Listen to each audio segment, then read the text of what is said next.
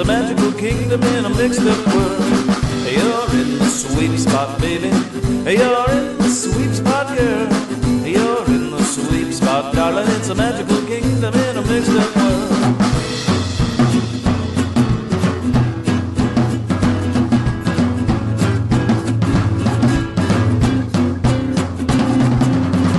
You're in the sweet spot, baby. You're in the sweet spot, girl. You're in the sweet spot, darling. It's a magical kingdom in a mixed up world. It's a magical kingdom in a mixed up world. It's a magical kingdom in a mixed up world. Welcome to the Sweet Spot Podcast. My name is Lynn, your host, and Ken's my co-host. Ken, what's going on? Oh, Lynn, it is going. I am so happy to be here. I hope everybody's who's listening to this on an early download just has had a great holiday weekend for Thanksgiving and that they're just ready for some great, easy listening.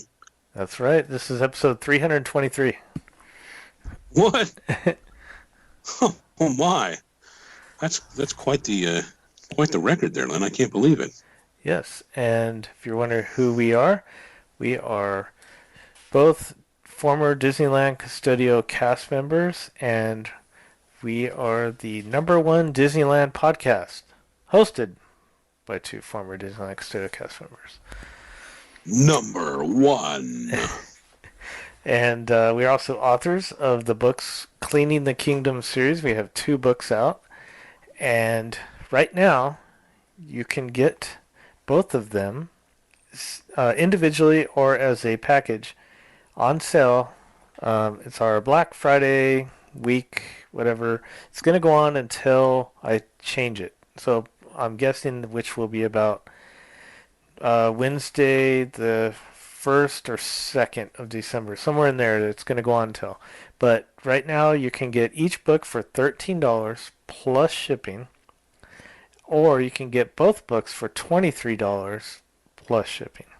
And both of those books are signed by both of the authors, both of us.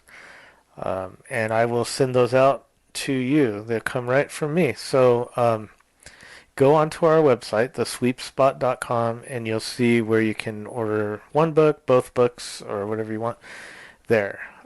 But get it now because they're going to go fast. We only have a limited amount of books, and these make perfect gifts for your Disney friends or family. The other thing I wanted to mention was that we have an ongoing Patreon where if you want to help support the show, we always can use it because things go up in price all the time, as you know. And so if you want to help, you can go to Patreon and search the Sweet Spot. And if you give, currently, if you give $5, you get the regular, and which is like a bonus episode. But if you want a little bit extra on there, then you pay the $7.49. So you can you'll see it when you get on there as an option to click which one you want, and that's per month. And we put out one bonus episode per month, and we're working on kind of restructuring the Patreon for next year. But if you want to get in there now so you don't miss out on some of the new changes coming up in January, then you want to sign up now. So you can go to Patreon, search The Sweet Spot, or go to thesweetspot.com and click on the Patreon link. And you can always give. If you want to just help, we'll always accept that. And we have a link on our website. You can click on that as, we'll take anything. It will always help us. We appreciate it. All right. Tonight we are going to feature one of the last of the years where we talk about a certain year ending with 1, because we're in 2021 and we've done all of them except for 1981, and we're going to touch on that. And we're going to welcome our good friend David Smith to help us talk about the year 1981. But before we do that, we're going to have the current event.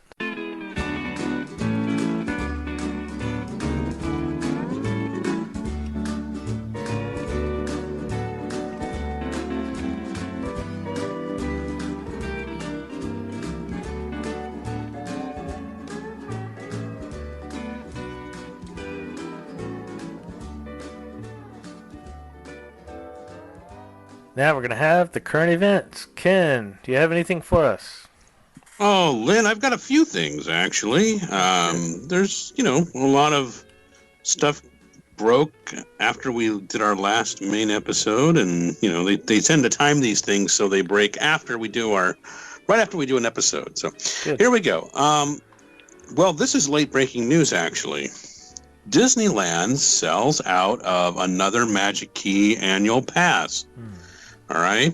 And as Brady McDonald reports in the Orange County Register, that the Believe Key is sold out, according to Disneyland officials. Disneyland has sold out of the top price Dream Key in late October after the new Magic Key annual passes went on sale in late August amid hours-long virtual waits.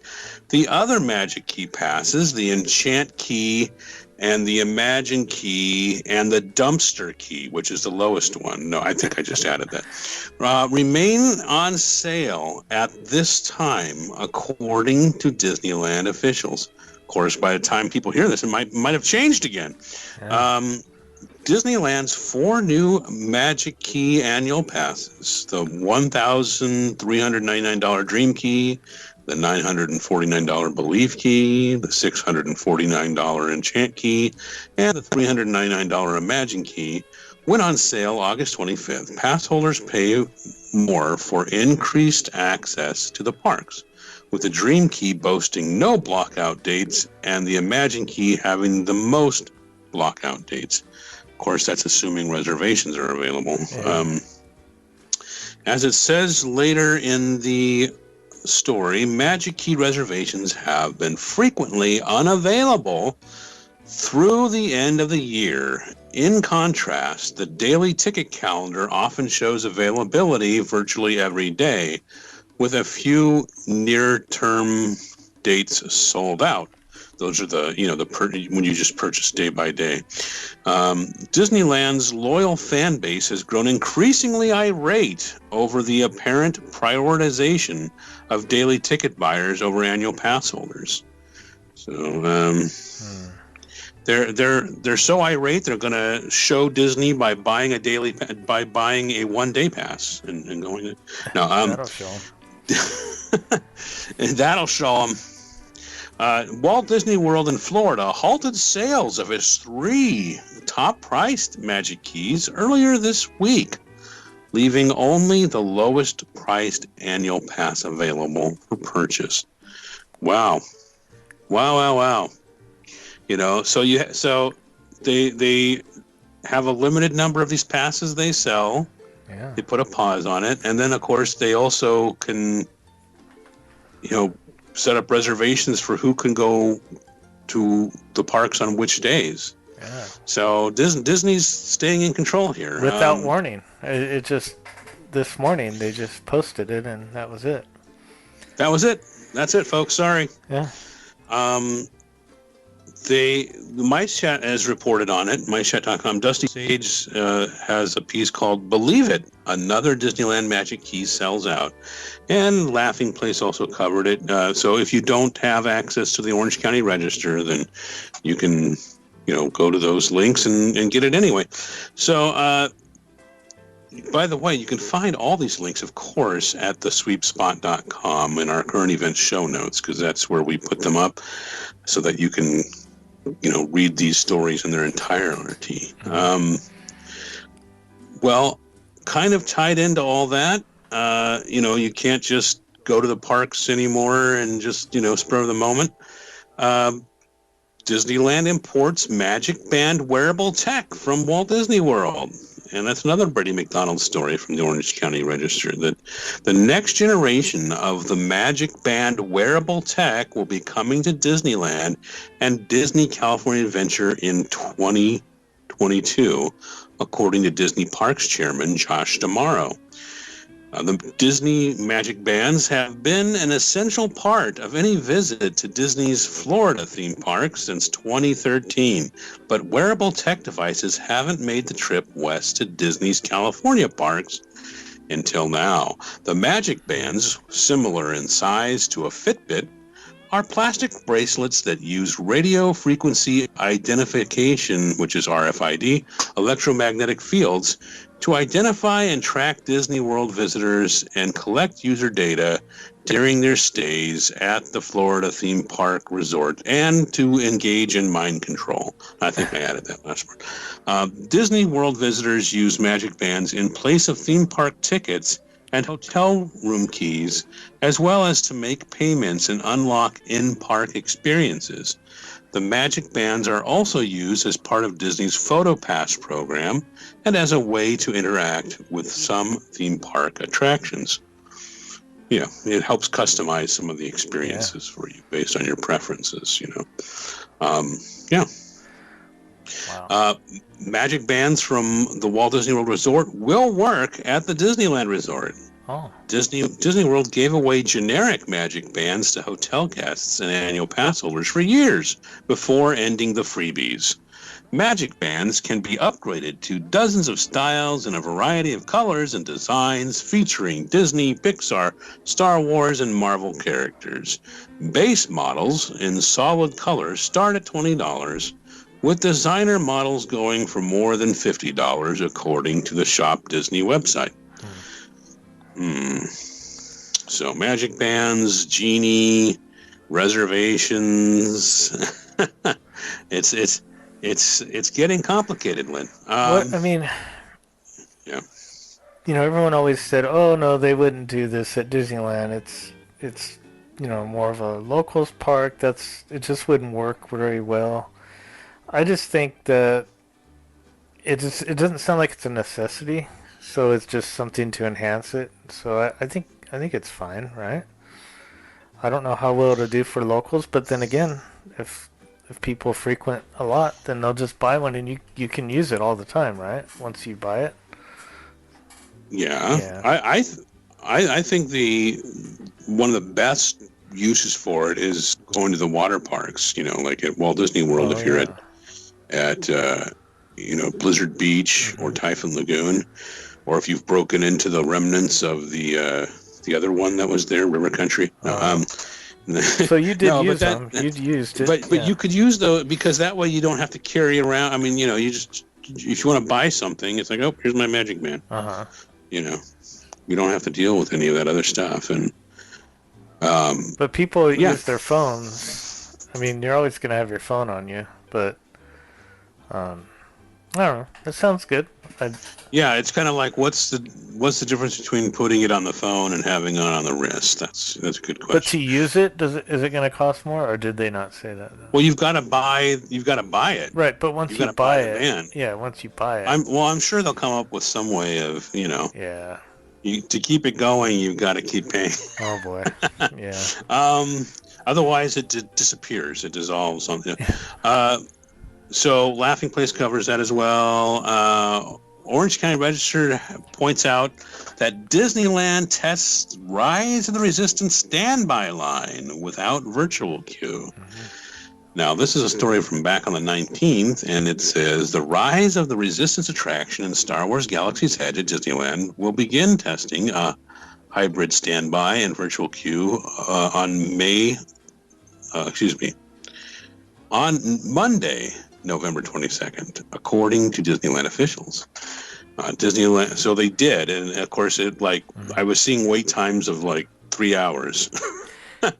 Yeah, I just checked it just now as we're recording. It's 6:15, and it's or 5:15 local time, and it's 80 minutes. So I mean, that's not too bad, right? 80 minutes isn't bad. No, that's 100. That's 100 minutes less than some of the Disneyland will begin the day with standby queue access for Rise of the Resistance, and the park could potentially activate the virtual queue on certain days and times. The twice-a-day distribution of virtual queue boarding group return times for the Rise of the Resistance attraction at 7 a.m. and noon each day through the Disneyland mobile app will be paused during the test. Disneyland visitors are encouraged to check the Disneyland mobile app prior to 7 a.m. before arriving at the park and throughout the day to see if Rise of the Resistance is using a standby or virtual queue.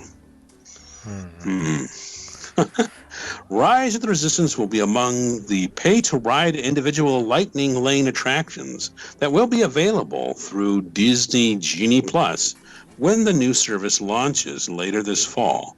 Now, later this fall, we've got less than a month left of fall, so I don't know. As part of the Disneyland mobile app, prices are expected to run between $7 and $15 per ride, but could easily go up to $300. I added that last part. Virtual and standby queues will still be available for attractions offering the individual Lightning Lane option to jump to the front of the line. So basically, it is to skip the line, but you don't have to use it. You can wait. It'll be interesting if they price it so that a lot of people use it, and your standby line never gets in. It becomes basically like just making another, right, an additional cost to go on. Yeah. Well, did you see that the only way they were letting people in first thing in the morning was through the Frontierland entrance of Galaxy's Edge, and then the queue for Rise was going like wrapping around, zigzagging around over by over towards Splash, like over that way towards Hungry Bear. Wow. And over there. Yeah. Well, you are changing the crowd flow dynamics when you do something like this. I mean, I think it's good, right? I mean, they needed to do this because I always felt that people that weren't in the know about it, that didn't necessarily have didn't listen to podcasts or Well, see, that's the thing. They should listen to us. Well, I know, but not everyone. No. does. I mean, but in all seriousness, I totally get what you're saying. Yeah, you know what I mean. Yeah. They're not in. They're just, hey, I heard Star Wars, and they have a new. I want to go because they have Star Wars at Disney, and then they go and it's like, what? It's they get there at 11 o'clock and it's like, oh, well, you can try to reserve a spot at noon when. How do I do that? Yeah, exactly. Oh, well, you do this. Okay. It's just I'm glad they're doing this, and it's a long wait, but I mean, if you really want to go on it, you can spend 2-3 hours in line. Yeah. And then it'll break down after an hour, and then you got to wait longer. No. Well, of course, MyChat.com has coverage of that, as does Laughing Place. And now, hey, there's a new little addition that we've been talking about. The Register covered the opening of the Waterfront Dining across from the Haunted Mansion. This is the Pelicans Landing thing that we were talking about. Pelicans Landing offers waterfront views of the Mark Twain riverboat, sailing ship Columbia, and Davy Crockett's Explorer canoes plying the rivers of America. Harbor Galley, which serves seafood and soups, was expanded to include the upper and lower Pelican Landing seating areas as part of a new dock structure. The Sea Shanty restaurant, which serves lobster rolls and clam chowder, will offer a Ghost Mariner's seafood boil with Cajun buttered shrimp and Dewey sausage, and I might not be pronouncing that right, red potatoes and corn starting in December. Why not now? According to the backstory created for the project, Pelicans Landing was established in 1787. The same year, the Real World Columbia was built, which inspired Disneyland's full-scale replica. A pod of brown pelicans, the state bird of Louisiana, will nest above the Pelicans Landing gantry marquee. Disneyland will reassess phantasmic seating at Pelicans Landing once the nighttime spectacular returns.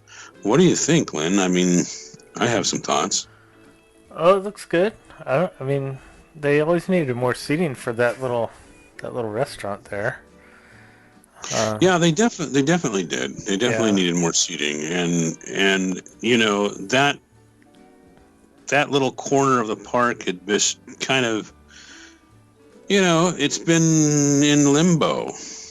I mean, it's been the keelboat stopped in 1997. It's almost 25 years at this point, and they didn't. They didn't really replace that. They just turned the dock into a smoking area. And then I think, they got rid of that. And so it's just kind of like, well, okay, I mean, Tomorrowland notwithstanding, every part of that park is sculpted and useful for something, Yeah, yeah. And so they had to do something with this, and they did. So that was good. I don't know about Phantasmic seating if that's the best place to see it. It's kind of off to the side there, right? Sort of. For the side screen, it might be a good spot, Yeah.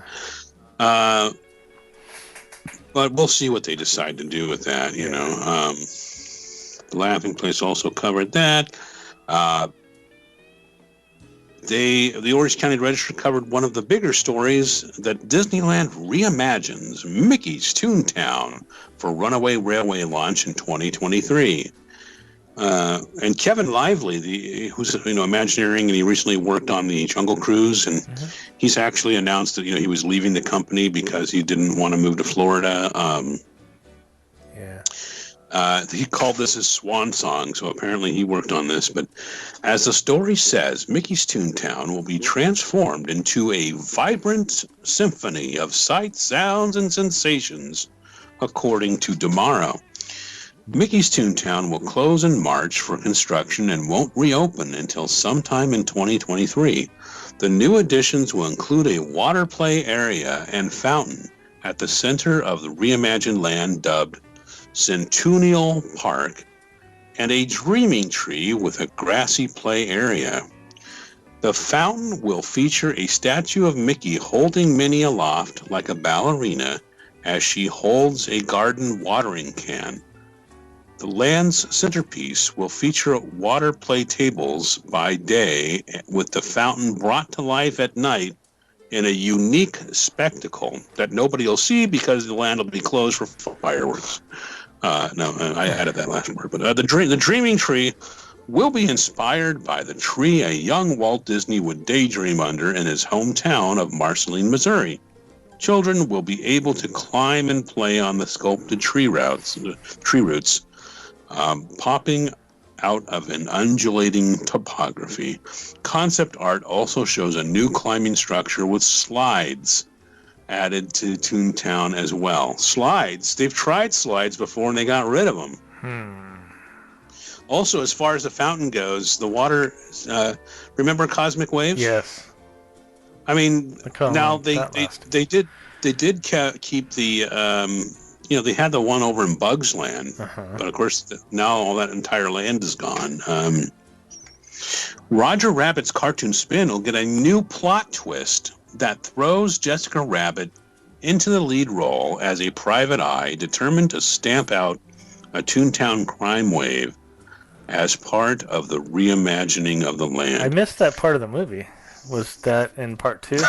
Oh. They're allowed to do things that aren't in the movie, Lynn. Come on. Well, what's this about? I mean, this is because the Jolly Trolley is long gone.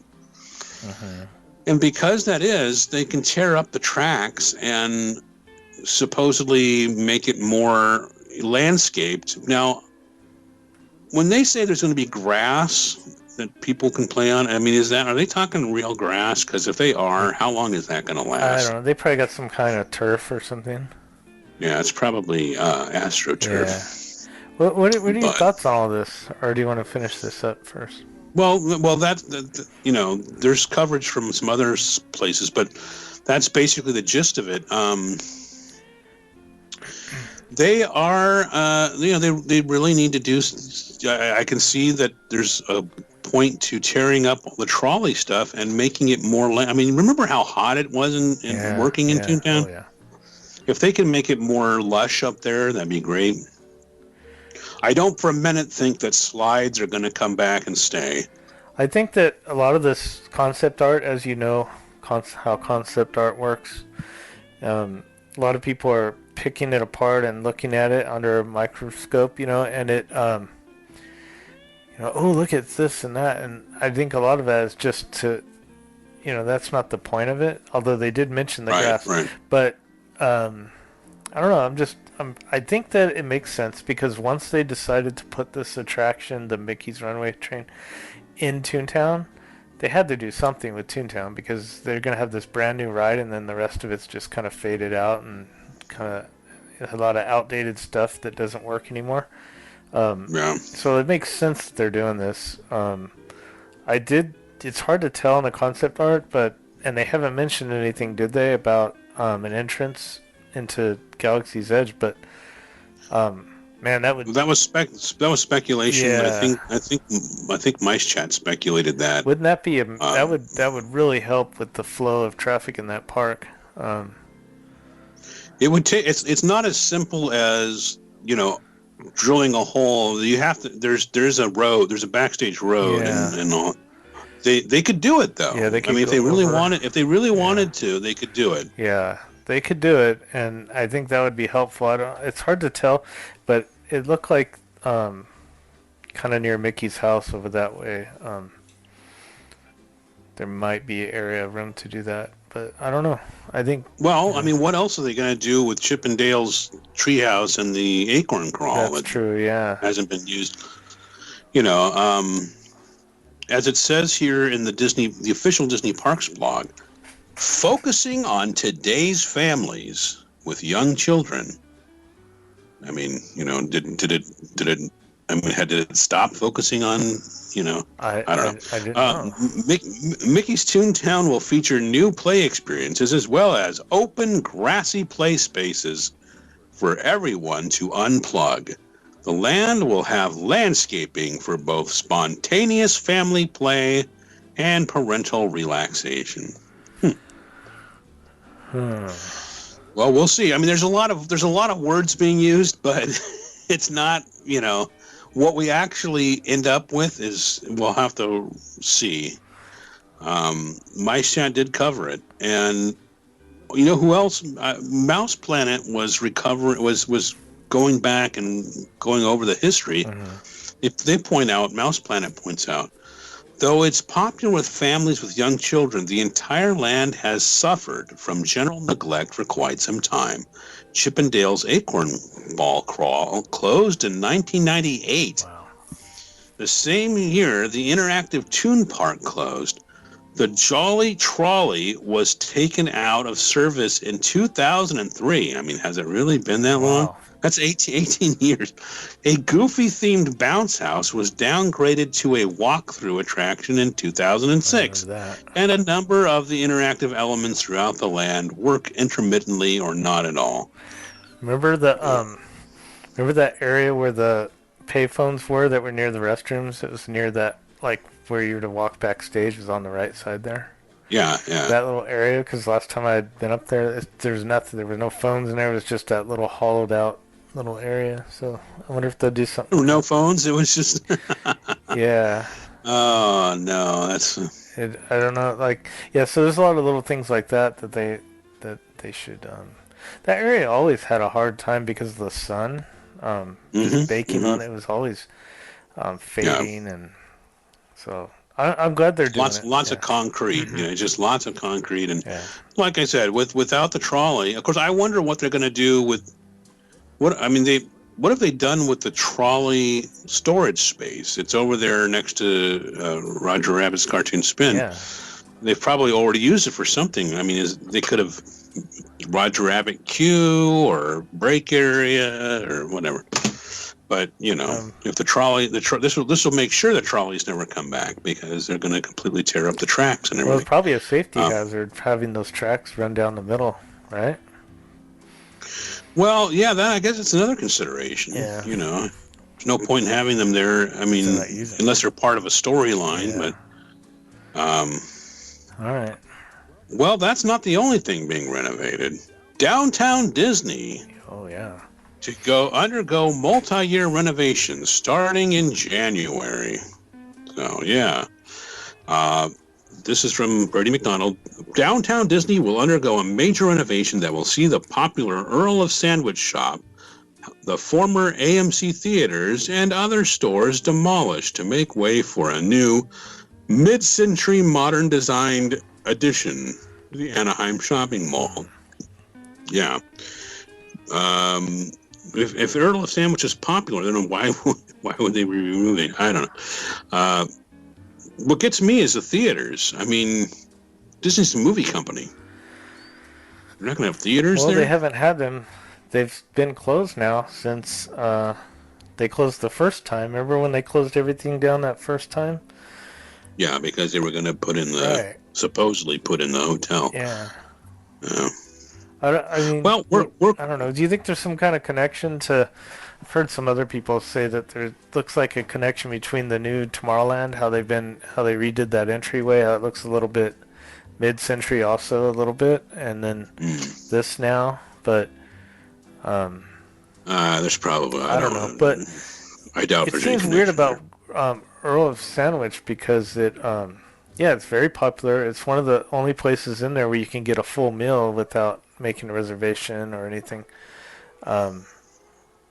It's just kind of odd. I hope they relocate somewhere else in downtown Disney soon, because that was a. Yeah, you would think, wouldn't you? I mean, work will begin in January on the multi-year project that will reimagine downtown Disney's outdoor shopping center, according to Disney Parks Chairman Josh D'Amaro. It's not only just Earl of Sandwich. The Sugar Boo store and Starbucks West End coffee shop will close, and those locations, along with the former AMC theaters, will be demolished. I don't know what they're going to do without having that Starbucks. I've never heard of a Starbucks closing. Where are people going to get their Starbucks? Well, now? they have that other. There was 2 Starbucks in downtown Disney. I know. Okay. I'm being sarcastic. The new downtown Disney renovation project will be part of the existing development agreement with the city of Anaheim and is not expected to require as many city approvals as the canceled 4th hotel project. So, in other news, this says later in the story, D'Amaro announced the Hey Disney virtual assistant smart speaker system will be coming to the Disneyland Resort hotels and revealed new details about the Disney Vacation Club Tower building under construction next to the Disneyland Hotel. The Hey Disney virtual assistant that works with Amazon Alexa smart speakers will debut at the Disneyland Resort hotels in 2027.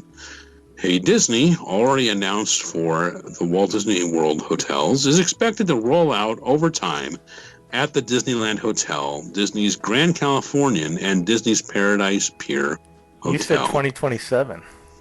I was thinking, wow. Did I?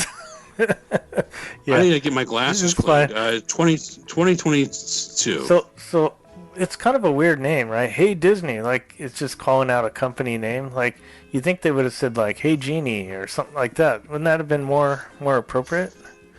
Well, what gets me is Amazon is its own film company now, right. They're going to work with Disney on this, I guess. Yeah, I mean, all right. How long before they say nope, we're not going to work? Well, I'm sure that's all worked out under contract, but yeah, okay. Laughing Place also covered the green spaces story for, and like I said with Toontown, I mean, they're going to have grassy areas at downtown Disney. I can't. I mean, how long is that going to last? Not long. But hey, Disneyland to bring back Fantasmic, World of Color, and the Main Street Electrical Parade. Surprise, surprise, it's another Brady story. Brady was busy covering all these stories in the last couple of weeks. Extensive fountain refurbishment has taken place on Fantasmic, with work continuing on World of Color. The Main Street Electrical Parade will be back in time for the 50th anniversary of the beloved nighttime parade. The Main Street Electrical Parade will celebrate its 50th anniversary in the summer of 2022, not 2027. The parade debuted at Disneyland on June 17th, 1972. Disneyland famously held a heavily promoted farewell season in 1996, promising the Main Street Electrical Parade would glow away forever. But much like the farewell tours by rock bands like Kiss, Motley Crue, and the Eagles, farewell never means goodbye forever. It's kind of like, I mean, I would liken it to a retirement match for like pro wrestling, you know. The loser retires, right? And then, like, you know, a month later they're back. Right. Yeah. So, yeah, Phantasmic World of Color and the Electrical Parade are coming back in 2022. Yay. Well, hopefully that actually happens because there's an update from MiceChat.com. The Disneyland strike looms. As vote date is set, Disneyland unions represented by Master Services Council will vote on whether or not to strike on December 3rd. So, yeah, that's coming up, folks. Here's what happened. On November 17th, Master Services customers ratified the tentative agreement for DCA, but rejected it for Disneyland. So, of the union cast members at Disneyland who voted, 60% did so to reject the recommendation by the bargaining committee and instead voted to authorize the bargaining committee to hold a strike. As per the Constitution and bylaws, a strike authorization vote requires a 75% threshold in order for it to be sanctioned, which wasn't met. So, so they're going to vote again, you know, and the vote will be either to go on strike or, you know, accept the offer. So the union's been telling their members to take it, you know, but a lot of the members said nope. Yeah, we'll see because, I don't know. I know Disney can't afford to lose more people. Yeah, it's... the workers there are in their strongest position ever, really, because employers need more people, and Disney is included in that.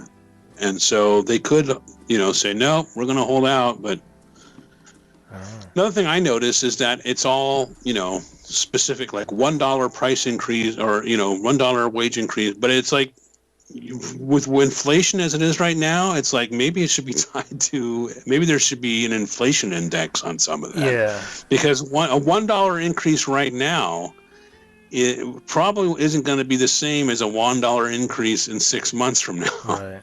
You know? Yeah. But anyway, yeah. So Laughing Place also covered some of the union, you know, contract negotiations with that. If you're interested in all those details, hopefully it'll come to a resolution and that'll, you know, people will be happy. The people working there will be getting paid enough and all that. So we'll see though. My shed, as usual, has a bunch of Disneyland updates. It says Disneyland update, the down low on the ho ho ho. That was from November 15th. And they also had big Disneyland news, as we covered earlier, Phantasmic Magic Band's Downtown Disney redevelopment and more. And that's from Caitlin Wisser. That's from November 20th. And there's also a Dateline Disneyland from Andy Castro from November 22nd. Redevelopment, major changes, and possible strike, which, of course, we just mentioned. Yeah. So hopefully there is no strike. And, you know, come on with the magic bands. You know, are you following all this, folks? Do you know what you need to plan your next getaway Disney vacation? I say what you should do is go to concierge.com and get them to plan your next Disney getaway vacation. It's CONCIEARS.com. Concierge, like concierge and mouse ears. There are magical vacation planning partners. They know what's going on. They're keeping up to date on all the changes. That's all they do is focus on Disney. So go with them to take all the stress out of planning your next Disney getaway vacation. Tell them what you want. You know, they'll get it for you. They've done the legwork. They've done the research. And they can get you the reservations you need. Now, what you want to do is you want to book a package with them. You know, that could be a week-long cruise on the Disney Cruise Line or theme park stays and hotel stays with Disney. You know, whether it's Walt Disney World or Disneyland or, you know, even Adventures by Disney, just book a package with them. Tell them that the Sweep Spot sent you, and you'll get a special gift. So go to concierge.com. Make contact with them, tell them the Sweep Spot sent you, and enjoy your next Disney getaway vacation without a lot of stress leading up to it. Okay, folks? Sounds good.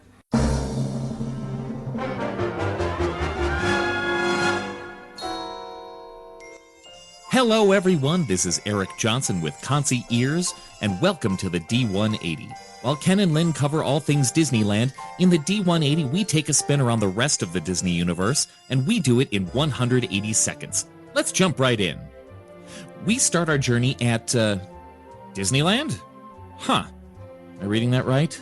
Oh, well, teleprompter doesn't lie, right? We start our journey at Disneyland, where seasoned Walt Disney World guests can finally put away their phones and use magic bands for once. Trust us, you'll like them. The real news is savings.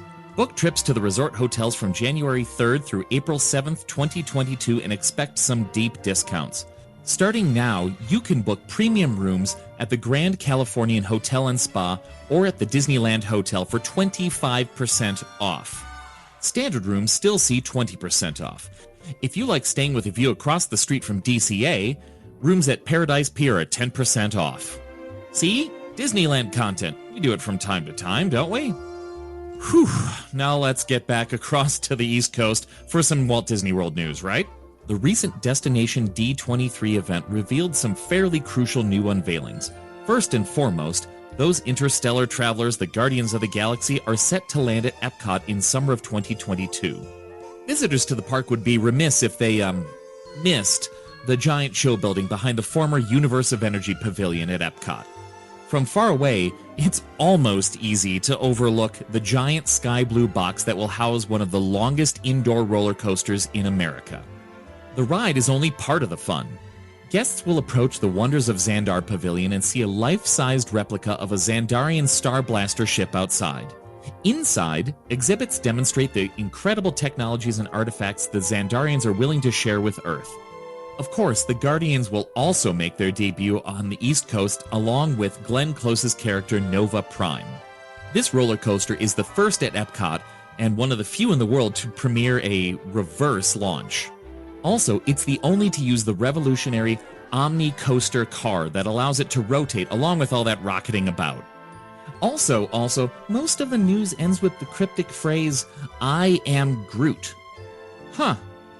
Let's end this week's news with a quiet appreciation for the electric water pageant at Walt Disney World. It's been 50 years and 1 month since this attraction first appeared at Walt Disney World, and it's high time I mentioned it. This celebration of lights and Disney music predated the original Main Street Electrical Parade. What started out as simple chicken wire and Christmas lights kicked off decades of enjoyment. The original show has definitely changed over the last 50 years, but it's still at its core the same beast. A few boats quietly ply the waves of the Seven Seas Lagoon and Lake Buena Vista, covering the Grand Floridian, Polynesian, Contemporary, Wilderness Lodge, and Fort Wilderness resorts. Even better, the parade is now listed on My Magic Plus, giving you show times based on where you are. Take a little extra time on your next trip to view this nightly spectacular. The newest iteration includes a sparkling castle and hints at the 50th anniversary anthem, The Magic is Calling. The electrical water pageant remains one of my favorite parts of a Walt Disney World trip, and I hope you can bring it into your traditions as well. And there you thought I wasn't going to mention the 50th anniversary this time, huh? Yeah, right. And that's 180 seconds. I hope you enjoyed our quick spin around the rest of the Disney universe. If you'd like to learn more about these Disney adventures or just have a few questions, please come on over and visit the Facebook pages and websites of both the Sweep Spot and us, their official travel planners, Concy Ears. We look forward to planning something special for you and your family. I'm Eric Johnson, and this has been your D180.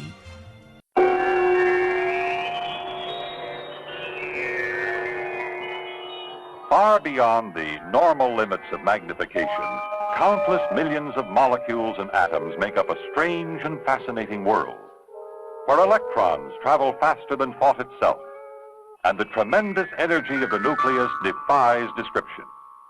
This is the world of inner space.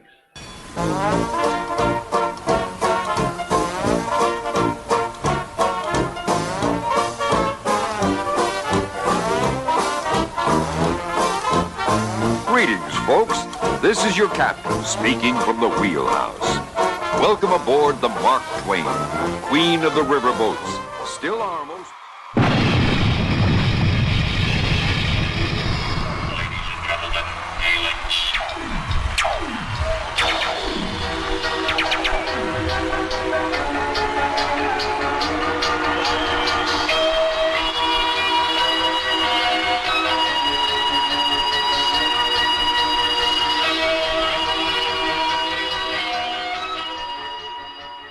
Okay, so we're going to conclude our series we do every year where we talk about a certain year at Disneyland, and this year we were talking about the years that ended in ones because we're in the year 2021 right now. And this is our last one, and that's for 1981. And I thought it'd be appropriate to bring on a friend and a person we've had on our show many times before, and that is Dave Smith. Welcome back, Dave. Thanks, guys. Great to be back and fun to talk about the 80s. I was saying before the show, I'm feeling kind of old.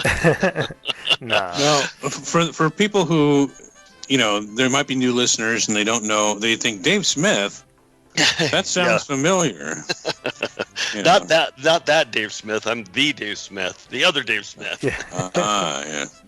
Yeah. So, Dave, you're a former cast member like we are. What years did you work at Disneyland? I started in 1978 on the Canoe Ride, and I finished my final year in 1984 driving the monorail. So that was my last hurrah. Awesome. And you are also an author of the book series, Hidden Mickey's series? Yep. Novels? Hidden Mickey, number 1, 2, and I wrote number 5 as well. And then also the nonfiction work called In the Shadow of the Matterhorn, which is sort of for those people who want to read some never-before-published stories about growing up literally down the street from Disneyland and then eventually working there, and some of the bizarre things that Ken and I have all kind of experienced in our own world of working at Disneyland, and some of the unique features of events that would happen on a daily basis. Yeah, it's a very good book. I've read it twice, actually. So. Thank you. All right, well... As are your books, so let's there you go, plug it. So the year 1981 was pretty unique. There wasn't a lot of huge things going on. I did a bunch of research on it, but I did find some things that we'll talk about. And the first thing I wanted to mention was that the park, it was just Disneyland then. There was the parking lot right in front. Yep. You would enter off of Harbor, mostly. And it was closed on Monday and Tuesdays still. Yep. Well, that in the winter, the summer it was open 7 days a week, but Right. it was still Monday and Tuesdays. Hard to believe, hard to even fathom that in today's world of Disney. Yeah. There was during that year there was 11.3 million guests there. Yep. Quite a bit. They also, I looked up some of the prices. The parking was $1, and that's something that didn't change a lot, right? It was like 50 cents and $1. Yeah, I think it started around 25 or 50 cents. I don't remember the early days, but I can remember. Do you have the history there in your notes, Lynn, as far as when they went to the unlimited use tickets? Because I'm guessing it was right around that period. So what they did this year was they experimented with the unlimited for the summer, and it was $10.25. Right. And I remember it went up to $12, and we were aghast at the expense. $12. $10.25. That's like a churro now. Really is. Yeah, wow. but it was interesting because that was the year. Those were that summer as I was working. I was working mostly Pirates of the Caribbean, and we were still taking e-tickets, of course. So the younger listeners probably, don't remember the ticket books, and the e-ticket was the high-end ticket of all the best rides, and we would either have people had stamped unlimited use passports, they called them, or they had still the ticket books and the e-tickets, and occasionally we'd get a really old ticket. A really old ticket come into one of the attractions, and it was like almost a collector's item when an old one would come through a turnstile at either I worked Pirates, I was still working canoes and working keelboats, so 3 different attractions that took 3 different tickets because the keelboats was a C ticket ride, the canoes was a D ticket ride. Wow. You had to work your butt off to and spend a D ticket to go on the thing, and then E ticket, of course, was Pirates of the Caribbean, which was pretty much the pinnacle of Disney attractions outside of say the Matterhorn or Space Mountain in terms of thrill rides. Those were the thrill rides, but Pirates was still a very high capacity attraction that people still went on over and over. Well, it took more staffing with the ticket books because you had to have someone collecting them. Yep, you had to have a turnstile.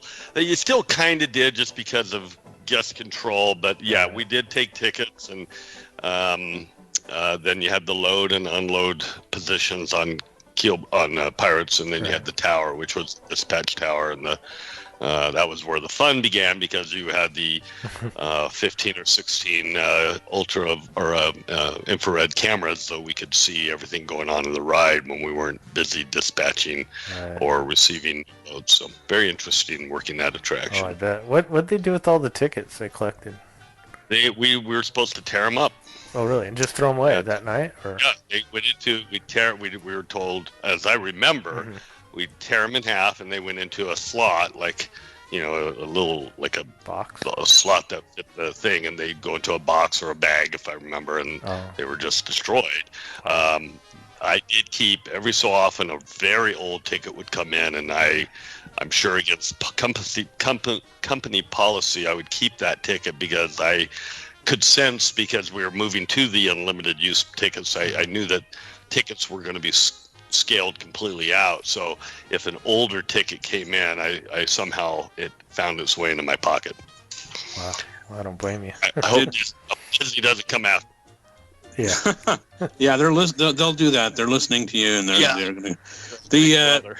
Did anyone ever mistakenly or maybe not mistakenly try to use Knott's tickets? I don't remember anybody bringing it. The one ticket that we would get would be Walt Disney World tickets, which we did accept. Oh wow! They were a little different in design. Their lettering and they had a much more scripted, almost a calligraphy like A B C D E, very more ornate than the Disneyland version. But we were told we had to take Disney World tickets just as if they were Disneyland tickets. So. Wow. But no, I don't remember a Knott's Berry Farm, because Knott's Berry Farm sort of had a similar ticket book type of system, but I can't remember ever somebody trying to pass a Knott's ticket. Wow. Well, speaking of the ticket books, they had a bunch of different ones, but I wrote down just 2. There was the Big 11 for $9.25 and the Jumbo 15 for $10.75. And that included admission to the park, as well as 4 e-tickets, 3 Ds, and that kind of arrangement. Right. Yeah. So, like I said, that summer they were trying out the experimented with the unlimited. So $10.25. That's crazy. Yeah. Well, it was, the only thing you couldn't use the unlimited was the. Do you remember what you could not use the unlimited passport for? You still had to have it. Say it again? Arcades, shooting galleries, and arcades. Yes, correct. Yeah. The 2 shooting galleries, the Frontierland and the Adventureland galleries, you had to still use either cash or a ticket. Right. They were not included in the unlimited use passport. And the Starrcade, all that. Yeah, of course, Starrcade. Arcade games, of course. Yeah. At the arcade, you had to use cash. Wow. Good old quarters. I know. Well, they had their own special tokens, didn't they? The Starrcade, I think. I think they had moved to the tokens by that period. I mean, when I was growing up, before I ever worked there, of course, everything was a quarter, as I remember, and they had a lot of the old baseball pinball type machines, and in the penny arcade, and every so often we'd be going through there as kids, and we'd find a quarter in the return slot, or we'd hit that replay button. And every so often you get a replay, like somebody had left it, and Oh yeah. and we thought we had hit the jackpot when we get one of those. Bonus, yeah. Well, let's kind of take a tour around the park, and some of these I'm going to go quick by, and then some we'll stop and discuss. But of course, you had the Disneyland Railroad, the train station on Main Street. Mm-hmm. We have the Great Moments with Mr. Lincoln, and actually a Bank of America. So that's different. Yeah, right where the gallery is now. Mm-hmm. Yeah, right. And if you recall, all cast members could actually take their paycheck and cash it there at the B of A bank on Main Street if they wanted to. Convenient. Yeah. No, well, did you breeze by the train? Was the train still? Was it still operated by Retlaw at the time? I believe it was. Yes, because I was working in '84 when I was trained on monorail, which was part of the trains and the transportation systems. Retlaw was still overseeing. We were the component of the transportation systems of the park. So the trains, I believe the cars on Main Street and the monorail were all still under Retlaw. Until July 8th. I have here until July 8th of that year, they actually stopped them. Oh, well, maybe Retlaw was, they might have still called it Retlaw after that, but Retlaw was the personal company for Walt Disney, and then of course it would have been left to his family. Because the Walt Disney Productions, which owned Disneyland, was of course a publicly traded company, but you had these different participants like Retlaw, and you had the different participants in some of the shops and restaurants. So that were where they might operate things that are they're not part of the Walt Disney Company. Why did he do it at that time? It was Walt Disney Productions. Yeah. Why did he do Well, that? I remember in training, Retlaw, they wanted to control the. It was a separate control issue of transportation for the parks that was outside of the. It was sort of like almost like a subsidiary of the park, even though it was still under ownership of Walt Disney. Now, do you guys? I'm sure you guys know the answer to this, but many listeners may not. But Retlaw, which controlled the transportation, what did Retlaw? What was the name Retlaw? Where did that come from? Does anybody know? Raise your hand. I do. What? It's Walter backwards. That's right. Walter spelled backwards was Retlaw, and that's how they created the name for the transportation vehicles and the control of both the maintenance and operations of them was under Retlaw, which was Walter spelled backwards.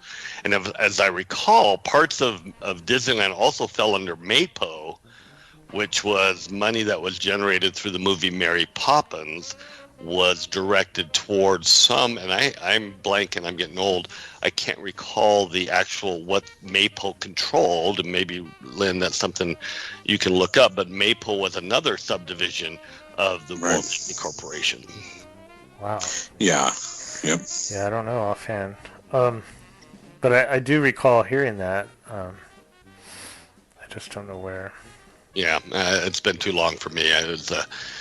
I remember through orientation, many people don't know this, but when I was hired in '78, we had a 4-day orientation, 2 days of learning about the Disney University, which was basically learning about Walt Disney, and then 2 days of learning your area, and then of course your attraction or your area of, if you were in foods or in your cases janitorial services.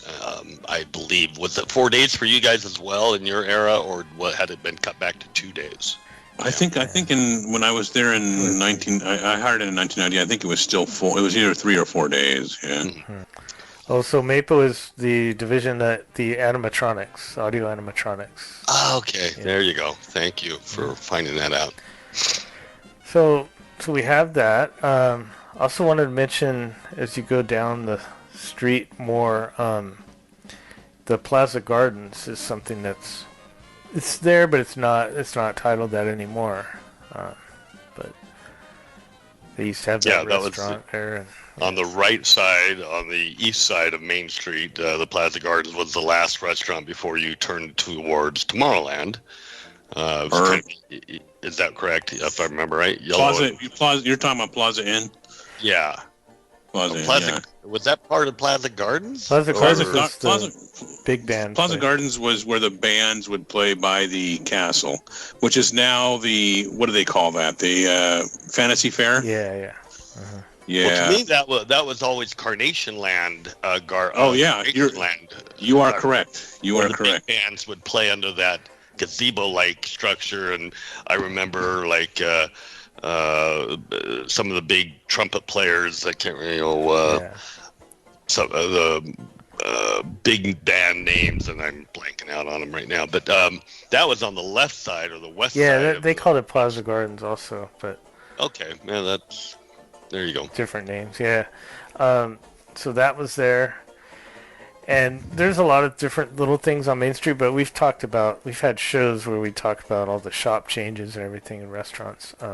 Right. But we're just kind of mentioning some of the big stuff. But Adventureland now, we have Enchanted Tiki Room, the Tahitian Terrace. Mm-hmm. A favorite of mine. Yeah. I won't say why. Okay.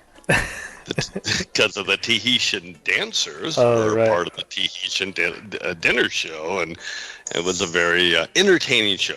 You just like fire. That's all. The fire eater guy was impressive, and there were a couple ladies that danced too, as I remember. Perfect. Of course, the Jungle Cruise opening day attraction. And they actually had, this was there then, the Big Game Safari Shooting Gallery. You had mentioned the Adventureland Shooting Gallery, which didn't close until '82, so it was still there. Yeah. Now, do you guys also remember both shooting galleries actually used guns that shot real pellets, real lead pellets, and every single night they had to repaint the shooting gallery targets because the pellets would of course chip all the paint off all the targets, and every night they would go in and paint over those targets. And you can imagine when they finally went to the laser version that took off, having to do a lot of labor intensive a lot repair of work every single night. There's probably a crew just for that. Designated. Well, then you had to collect all the laser beams and put them back inside the. Well, some fell to the floor. Yeah. Well, the cast members who worked those attractions hated it because it was the guns were quite loud, and that was the first place I'd ever seen anybody pull out their earplugs because they always had these really cool soft foam earplugs because it was such a grating sound of those guns hitting, not only shooting but then hitting the targets and having that kind of a clinky sound of hitting a metal object in the target area. So all the cast members had earplugs so they wouldn't lose their hearing, I think, or lose their mind, one or the other. And also had Swiss Family Treehouse back then. Yep. I loved it as a kid. Yeah. Always wanted to build a tree house after seeing that. I know. It was, they had things in there that actually worked. Yeah. There was no, the Indiana Jones temple hadn't been discovered yet. So, but there was Sunkissed, I presume, was there where the Bengal barbecue is currently. Yeah. Yep. Sunkissed sold hot dogs and Sunkissed orange juice and I think an ice cream type of dessert, as I remember too.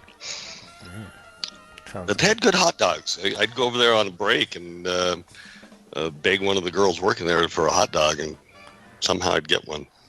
Cool. It's good to have the hookups. There you go.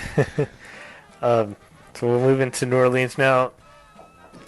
There's not a lot of huge changes in New Orleans, except for the entrance to Pirates was obviously different then.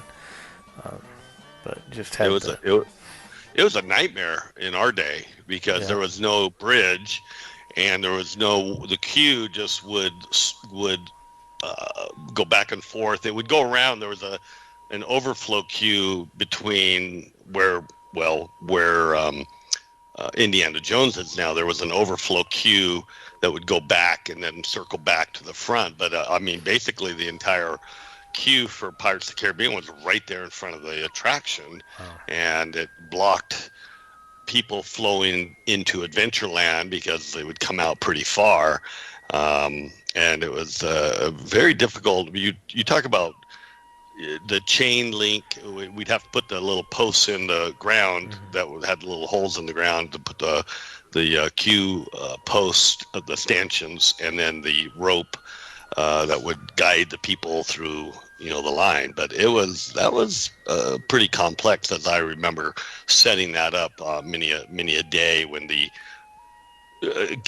number of guests got to certain numbers. We'd have to really scramble to make the extended line so it wouldn't just go forever out down through Adventure. I mean, sometimes that line would go all the way past the Swiss Family Treehouse. So it was bad. Yeah, gridlock. Yes, it was very gridlock, especially when you started the river show and you had the people trying to gain seating for the river show where Fantasmic is. Back in that day, there was a special river show and usually a special performer, band or whatever that would be out there. And if it was a big name, there would be people lining up 4 or 5 hours beforehand to get a decent seat on the ground there. There was no seating. But eventually we started bringing chairs out by the truckload and rope off that area so people couldn't sit there and basically throw a blanket down and reserve their spot. So we had the landscaping for that area changed a lot since 1981. I mean, 1992 was when Fantasmic got installed, and then they changed stuff again like a year or two later because they realized they just needed to accommodate more crowds. But because of the kind of stuff you're describing, where people would just lay out a blanket and wait for 5 hours sometimes before. Yeah. It was amazing that people would, a member of their family, or they would cycle. One guy would be sitting there for 2 hours, and then someone else in their family would sit there for 2 hours. And, yeah, crazy. So we have the train station and Haunted Mansion. Those are the two other attractions in the area. Well, we cannot leave New Orleans Square without talking about the restrooms. Oh, yeah. Because the men's restroom, the female ladies' restroom was right there off of Royal Street, just down from the Club 33 and the Blue Bayou entrance and the exit to Pirates. But the interesting thing was the men's restroom you had to go around the back of the women's restroom and then go down this long walkway, which was narrow between the train, where the train was, and the buildings on Main Street on Royal Street. But what was very interesting, and many of our female cast members got a kick out of this, but we would be walking, we'd go on a break, and somebody from one of the girls from Country Bear Jamboree or Haunted Mansion or whatever would be walking with us, and we'd be going down because that was the entrance down below Pirates of the Caribbean where the pit was, or the Disneyland Employee Cafeteria, DEC, the deck, we called it. It was always known by the pit, not because the food was bad, but back in the old days, it was painted like a race car pit stop on the old cafeteria. So it always was called the pit. But the girls walking with the guys would be going towards this men's restroom. People wouldn't know there was a door to the left where the men's restroom entrance was, and a door to the right that would take you down to the stairway underground. And so every time, I kid you not, if I was walking with one of the girls down to the pit or the employee cafeteria, some guest would say, "Oh, ma'am, that's the men's restroom," and she'd go, "Yeah, I know." And we just keep walking towards it, and the guests would you'd see this look of just startled, like, what kind of place is this? Yeah. Because they didn't know that there was an employee entrance, cast members only door to the just next to the men's restroom, but you had to walk this narrow walkway to get to it. So it was a very fun thing to experience. Yeah, it's been completely rebuilt since then. I mean that. I remember that. I remember how it was before it was rebuilt. Yeah. Wow. But I don't remember that, but. And you have to understand, Lynn, you're talking about the year 1981. Right. Haunted Mansion has only been open 12 years. Wow. Subtract 12 years from now, and what do you get to? You get to Radiator Springs Racers or something like that, maybe. Something like 2009, right? Yeah. Right. Wow. Yeah, that's scary to think. Well, and the Haunted Mansion building, of course, sat there for 6 years, I think, before the attraction ever opened, because it was built when New Orleans Square was built, but they had not finalized how the attraction would work. Walt died in '66. I think what year did Haunted Mansion open? 69. 69. So three years after Walt's death. And for 2 years it was, Walt first thought it was going to be a walkthrough, kind of like a wax museum kind of. Oh, actually, I think that was Pirates, but I think Haunted Mansion, they wanted as a walkthrough Haunted Mansion, and they figured they couldn't control the speed of the people going through it. Same thing with Pirates, so they did the Omnimovers, which was the same thing they used for the Monsanto Adventure Through Inner Space vehicles, which worked very, very well for Haunted Mansion and created a ride that could accommodate a large capacity of guests and a steady flow. It was, a work of genius by probably Mark Davis and Xavier and what was his name? Extencio, yes, thank you. Yeah. That was part of that design team of Haunted Mansion. Yeah, for sure. And they learned the Omnio Mover. They learned how to get people through from the World's Fair with that. Getting people through. Yeah, there was a lot of stuff that came out of the World's Fair. It's a Small World, which which got people. That was how, like you said, they solved the Pirates of the Caribbean issue that way. Yeah. You had pretty much the same ride system when Pirates opened. Right. But so it's New Orleans Square is buzzing. You've got let's continue, Lynn. Yeah. Explain what's there. We're going to move on from New Orleans. Since we kind of spent a little time there. So we have a land that's 10 years old, I believe. No, a little less than that, 9 years. 9 years old. Yeah, Bear Country was there. Yeah. Yep. Later to be named Critter Country. Yeah. Well, when you walked in there, I mean, you go in there and there's a snoring bear up when you're walking in up to the left in the little cave. Right. And that's one of those things that when you're a kid, it's like, now you might know intellectually that that's a recording, but it still plays with your imagination that, exactly. Hey, maybe there's really a bear up there, or I wonder what that bear looks like, or, so yeah. Yeah, it was a fascinating entrance to that new land, because there hadn't been a really new land for a while, because that was obviously years before Toontown and other new areas, of course, Galaxy's Edge more recently, but Bear Country was a new land and featured Country Bear Jamboree. And my first attraction, the Canoe Ride. Yeah, it was Davy Crockett's Explorer Canoes. Yeah. Explorer Canoes, you got it.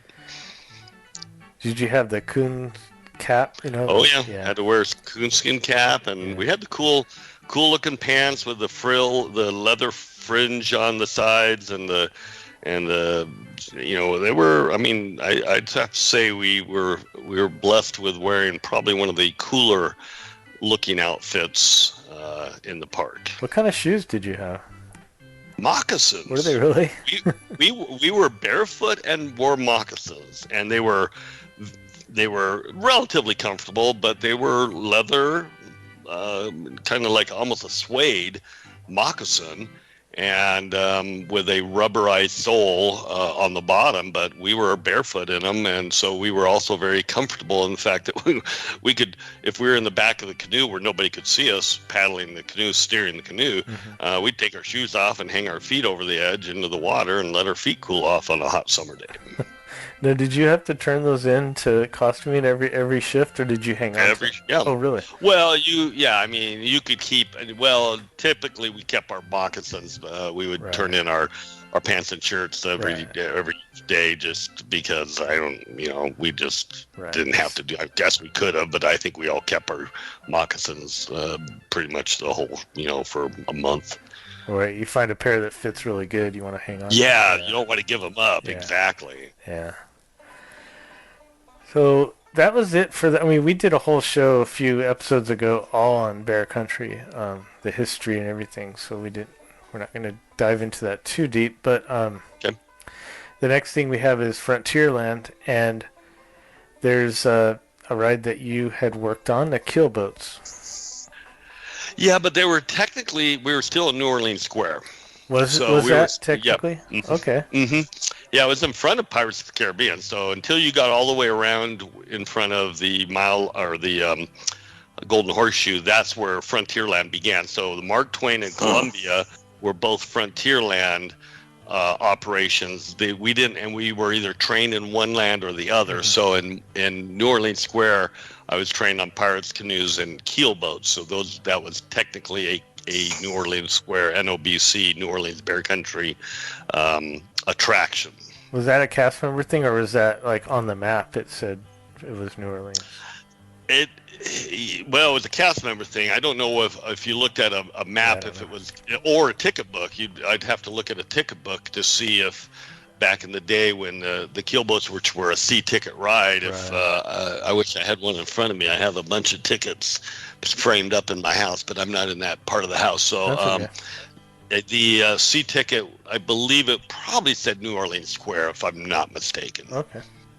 Yeah, for anyone who doesn't remember where the keelboat landing was, it's right where the quote unquote dry dock for the Columbia or the Mark Twain is. Fowler's Harbor, it was right by there. Correct. Between that and the raft dock, Thompson Island, yeah. And now there's what they call Pelican Landing opening up there, and Harbor Galley, but none of that existed back in 1981. There was a small little shack there that was just decorative the guests didn't have access to it, and it's called it had a sign on it saying Fowler's Inn. Yep. And that was it. Yeah, the raft. In fact, the keelboat, after they removed the keelboats completely, the keelboat dock became a smoker's dock, a place where people could light up.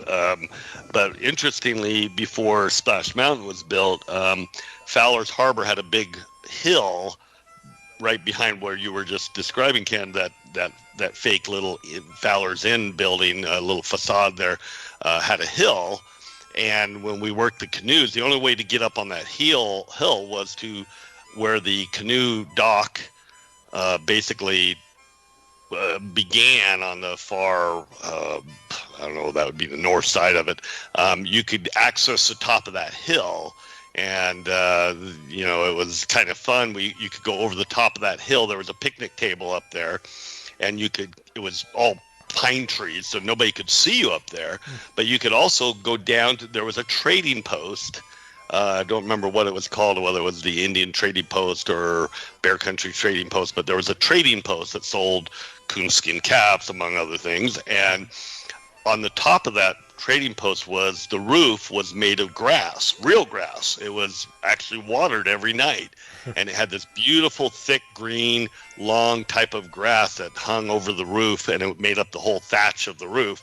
But it was tilted where you couldn't see the back side of it. And we would actually lay out on if we are on a break, we would lay out on that grass in the sun, but nobody could see us because of the way it was tilted.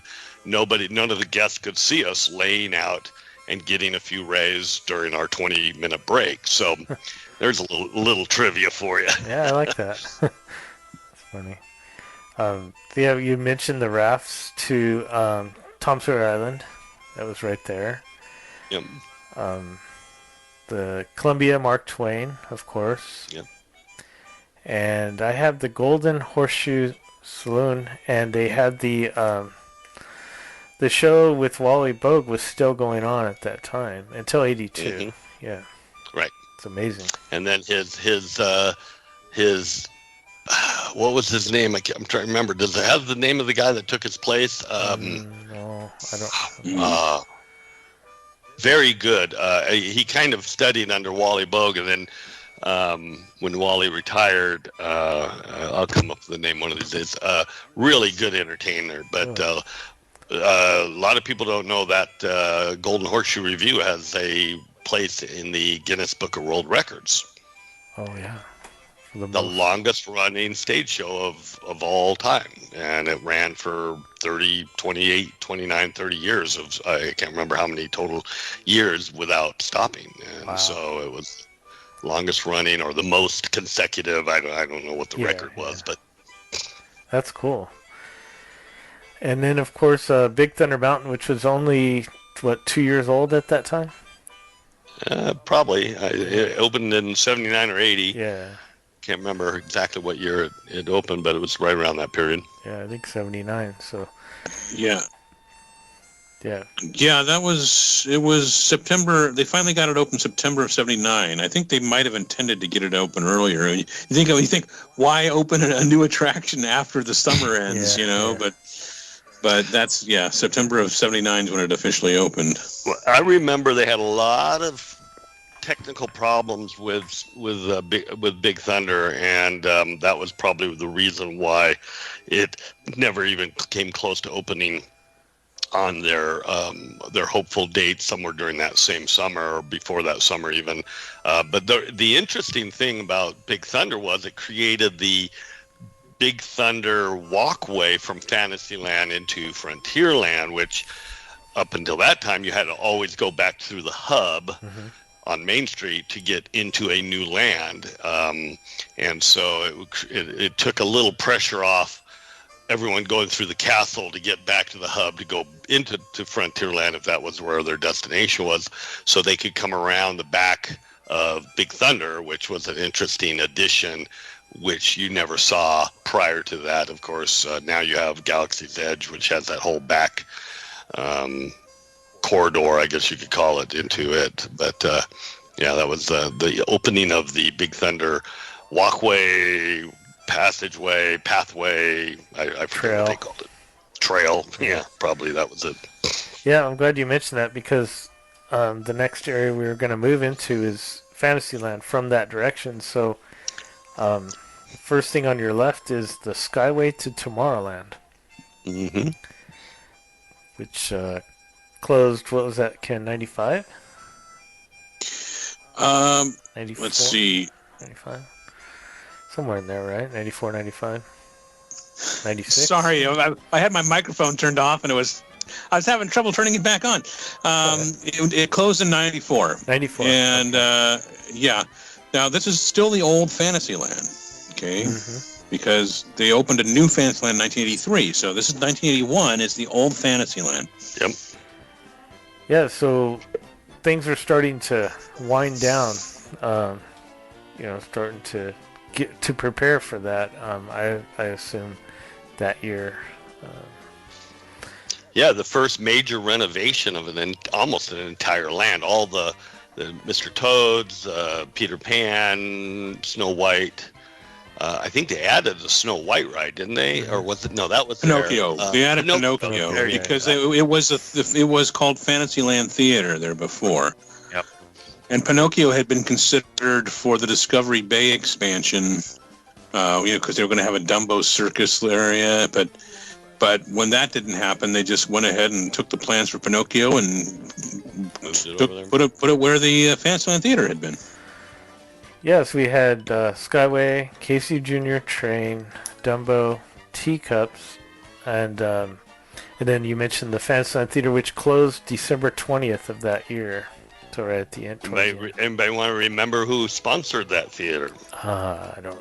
Was it Welch's? Yes, very good. Welch's great. Because I know Welch's had a stand over in Fantasyland at one point. Wow, good job. They had Snow White. You had mentioned the Castle Walkthrough, Peter Pan, Mr. Toad, Carousel, Alice in Wonderland. They had and then the teacups, infamous Mr. Toad, infamous pirate ship, right? Where you can get tuna sandwiches. Oh yeah, tuna, chicken of the sea tuna boat. Right. And then they moved when they redid all of Fantasyland, they moved the carousel. Was it closer to the castle? And then they moved Dumbo back further, if I remember right. There was some maneuvering of those. There was a lot of maneuvering because the teacups used to. What they did is they pushed the teacups around towards Alice in Wonderland. Right, exactly. And then they put the carousel back from the castle a little bit, and then that pushed. But because I guess it made sense to put the teacups right by Alice in Wonderland. I mean, yeah, like a mini. Two attractions from the same movie. Right. Like a mini land. And then we had Storybook Canal Boats, the Matterhorn motorboat cruise. So that was open then. Fantasyland Utopia and Small World. So. And that was it. I mean, there was no... when we say Fantasyland Theater now, people probably thinking about the big theater back by the outdoor theater by It's a Small World. But that was just a meadow back then. And you couldn't get in, and Toontown was not open to non-tunes, It was almost like the year 2022. Yeah, nothing was back there. Yeah. Well, they built Videopolis was the big outdoor stage. They really created a high-tech outdoor stage there prior to Toontown, and it was called Videopolis, and that was, of course, in the early what was that, 80? I don't know. 83, I think it was 84, 85. I think it was 84. Or the end of it was the end of the disco era, but they were still kind of capturing or trying to capture the disco era of the lights and all the sound and visuals that the disco era sort of brought to the dance theme. Videopolis featured some big acts, but it also had incredible lighting, some real good LED and TV screens everywhere. TV screens, fiber optics, a lot of high-tech stuff for that era anyway. Yeah. But that got replaced when they built Toontown. So we're going to move into Tomorrowland, which probably had some of the most changes. I was going to go in order as if we're walking from the Matterhorn. We have the Submarine Voyage, which was not the Finding Nemo submarine yet. The old school one. Finding Nemo is still a figment of what's his name's Lasseter's imagination there. The monorails, of course, up above. And then we have Utopia, the train station, Tomorrowland train station, and then, of course, Skyway to Fantasyland, which is over there. Yes. And America Sings was there. America Sings, where Star Wars Launch Bay currently is, yes. Right. Yeah. So, also Mission to Mars is right there. Yep. Where the pizza restaurant currently is, yeah. Yep. Pizza Port. And before it was Mission to Mars, it was Rocket to the Moon. Nope. Yeah, Flight to the Moon. Yeah. Before '69, and when obviously we went to the moon, and it was nothing like the Flight to the Moon depicted. It better change it to Mars. Yeah. Let's see where I at here. Oh, and then Space Mountain, of course. And that whole area was still somewhat new. The way they had redone everything with the stage there and the arcade. Right. That was what, 76, 77? 77. Yeah. Yep. So you had the Space Place restaurant. Yep. Which is kind of like the entrance to, it is kind of where the entrance to Space Mountain is now. Yeah, right. And you had the outdoor stage there, which has been replaced by the Magic Eye Theater, which they don't use these days, I don't think. No. Where Captain EO and Honey, I Shrunk the Audience debuted, and then actually I think the Epcot 3D attraction had a short run there. Yes, Magic Journeys. Yes, Magic Journeys, right. And then of course on the other side there's Starrcade, which was 2 levels of arcade. That was a really big deal. Wow. That was all. You're right, Lynn. That was all still relatively new. And you think it's only 4 years old. Yeah. I mean, you go back 4 years from now, it's 2017, Wow. I mean, think about that. Yeah. Yeah. It's crazy. Then we, of course, have the infamous People Mover. Of course, everyone misses that. And on top of that was it called the Rocket Jets, I believe? The Rocket Jets. Rocket Jets were above that, above the loading and unloading area of the People Mover. You took that red painted, looked like what the astronauts would take up to the top of the Apollo, capsule, was kind of simulating that kind of feel of going up to the top of a rocket capsule, and that's where you would then board the rocket jets, which was at that time, and still miss it. I think it was one of the best places for that. I kind of miss the fact that they moved it out to the front of Tomorrowland. Yeah, for sure. I think they're probably regretting that too. But then we also have Adventure Through Inner Space. Presented by Monsanto. Yes. Which now, with all the lawsuits Monsanto face, I'm sure they were more than happy to replace that with Star Tours. Oh, yeah. True. But it was one of the very few attractions that was, back in the ticket book days, didn't take a ticket. It was free. It was 100% free. Oh. So you could go on Adventure Through Inner Space. Of course, it was nice to get out of the heat. It was a long ride in one of the Omnimovers, the first attraction in Disneyland that had the Omnimovers before Haunted Mansion, of course, had them. And it was also known as the Makeout Ride because it was a dark ride, and you were in these nice little secluded clamshell type of devices. And notoriously, young couples would be inspired to discover love for the first time, maybe. Yeah. And then we have Circle Vision. And America the Beautiful. That was it. Yeah. Very cool. For Tomorrowland.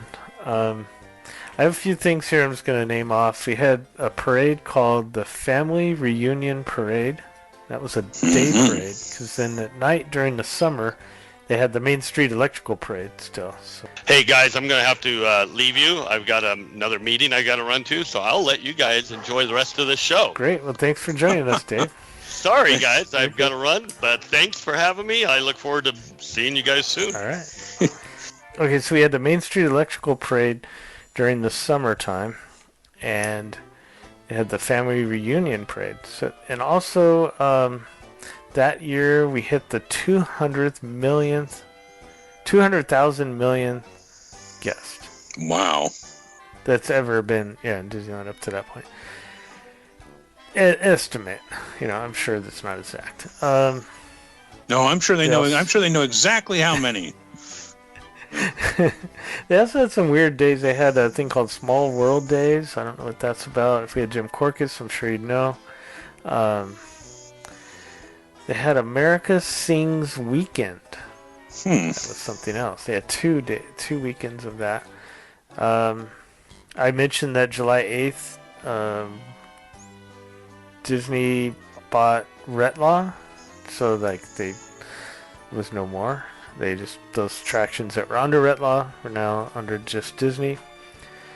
The Candlelight was just a one-day candlelight processional One event. day. Yeah, it's December 20th. Wow. Yeah. And that's all I have for 1981. I was trying to think back, 81, so I would have been like 10 years old then. So Yeah. I don't remember a whole lot about that year. There's things that are still there that were, that when I went a little later, days when I started to remember things, 85, 84, that were still there from 81, but there were some things that weren't there anymore that I don't remember. But that, I think, is going to conclude our look at the year 1981, and then I'll sum up our look at all the different years. We just a little look back at what we did. If you want to go back and list all the rest of the years that we covered in this year 2021, we had the 1961, 1971, of course 1981 tonight, 91, and we did 2001. So you can go back and listen to all those. And next year we're going to start off again, and we'll be in the years that end with 2. So we have some exciting things to talk about for that.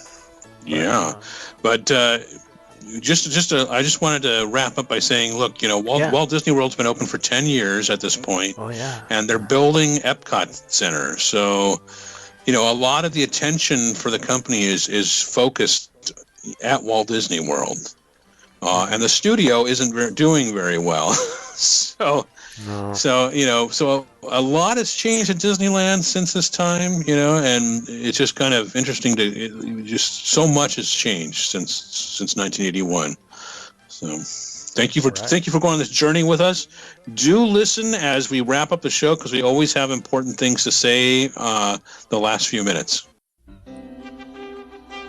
Okay, well, that concludes episode 323 of the Sweet Spot Podcast. But don't leave yet. We have so much more. Yeah. Well, Ken, I could talk about 1981 forever, and I could talk with David forever, but apparently he couldn't talk forever. So he's very gracious. He's very gracious to join us at all. So thank you. Yes, for sure. So next year, like I had mentioned, we're going to continue that series with the years ending in 2. 3. I was trying to rush it here. In 2s. So that will be great, and we're looking forward to starting those up early next year. We have 2 new reviews that I wanted to read, and I always said that if we get new reviews, we will read them. And, okay. We have 2. All right. This one is titled Fun Podcast, 5 stars. This was on November 13th, 2021. This is a great podcast that I just can't get enough of. It's just the right amount of Disney to scratch the itch. Thank you. Appreciate it. Yes, scratch that itch. This one is... So when you read it on the app, it doesn't have the whole title. A Disney podcast something.